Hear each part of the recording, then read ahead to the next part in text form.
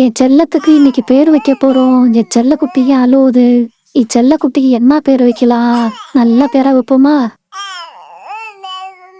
தாப்பா, என் குழந்தைக்கு நல்ல அர்த்தம் உள்ள பேரா ஒண்ணு வைங்க வாப்பா. உங்களுக்கு தானே நிறைய பேரு தெரியும். அதுல ஒரு நல்ல பேரு சொல்லுங்க வாப்பா. அம்மா, என் தங்கச்சி பாப்பாக்கு நான் தான் பேர் வைப்பேன். நான் சொல்ற பேரை தான் வைக்கிறேன். அக்கா, குழந்தைக்கு ஃபாத்திமான்னு பேர் வைக்கலாம்க்கா. அது நல்ல பேரா இருக்குக்கா. அந்த பேர் நம்ம வைக்கலாமா? அம்மாடி செல்ல மகளே, நம் குழந்தைக்கு பேரு வைப்பதில் ரொம்ப கவனம் தேவையம்மா.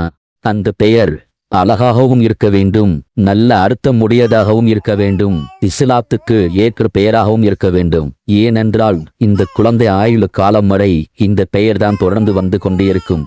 அதனால் பெயர் சூட்டும் போது நம்ம ரொம்ப கவனமாக சூட்ட வேண்டும். என் அருமை மகளே, பலர் தங்களுடைய குழந்தைக்கு அழகான பெயரை வைத்தாலும் சிலர் மோசமான பெயரை சூட்டிவிடுகிறார்கள். நாம் பெயர் சூட்டும் போது அதனுடைய அர்த்தத்தை முதலில் நாம் விளங்கி பெயர் சூட்ட வேண்டும். நாம் வைக்கக்கூடிய பெயரை அந்த குழந்தைக்கு எப்பவும் எந்த பாதிப்பும் வந்துவிடக்கூடாது. சிலர் குழந்தைக்கு பிச்சை, பக்கிரி என்று பெயர் சூட்டுகிறார்கள். இந்த குழந்தை வளரும் காலத்தில் தன் பள்ளியில் இல சக மாணவர்களுடன் அந்த பெயரை சொல்வதற்கு கூச்சப்படுகிறார்கள். அதனால் நாம் வைக்கும் பேரும் அழகான வார்த்தைகளாக இருக்க வேண்டும். நபிகள் நாயகம் ஸல்லல்லாஹு அலைஹி வஸல்லம் அவர்கள் கூறுகிறார்கள், மறுமை நாளில் உங்களுடைய தந்தையின் பெயருடன் உங்களது பெயரால் நீங்க அழைக்கப்படுவீர்கள். ஆகையால் உங்களது பெயர்களே அழகுபடுத்திக் கொள்ளுங்கள் என்று நபிகள் நாயகம் ஸல்லல்லாஹு அலைஹி வஸல்லம் கூறினார்கள். மறுமை நாளில் தந்தையின் பெயரும் அவருடைய பிள்ளையின் பெயரும் சேர்த்தே அல்லாஹ் அழைக்கிறான். இப்னு உமர் ரலியல்லாஹு அன்ஹு அவர்கள் கூறுகிறார்கள், உங்கள் பெயர்களில் அல்லாஹ்வுக்கு மிகவும் விருப்பமானது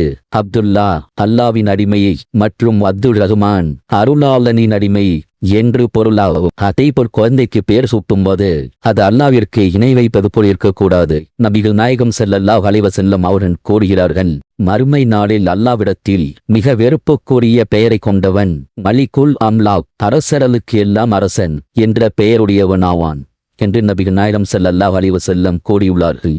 அதனால் அல்லாவுக்கு இணை கற்பிக்கும் வகையில் உள்ள பெயரை நாம் வைக்கக்கூடாது. பெயரின் அர்த்தங்களை நாம் விளங்கி வைக்க வேண்டும். அதேபோல் நபிகள் நாயகம் ஸல்லல்லாஹு அலைஹி வஸல்லம் சில குறிப்பிட்ட பெயர்களை கூறி அதை சூட்டக்கூடாது என்று கூறியுள்ளார்கள்.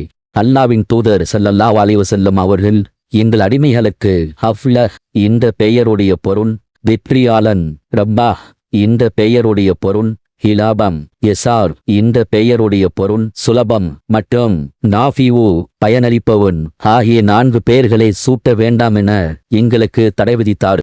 தெரிந்து கொள்ள இஸ்லாம் ஐஎல்டி சேனலை சப்ஸ்கிரைப் பண்ணுங்க, லைக் பண்ணுங்க.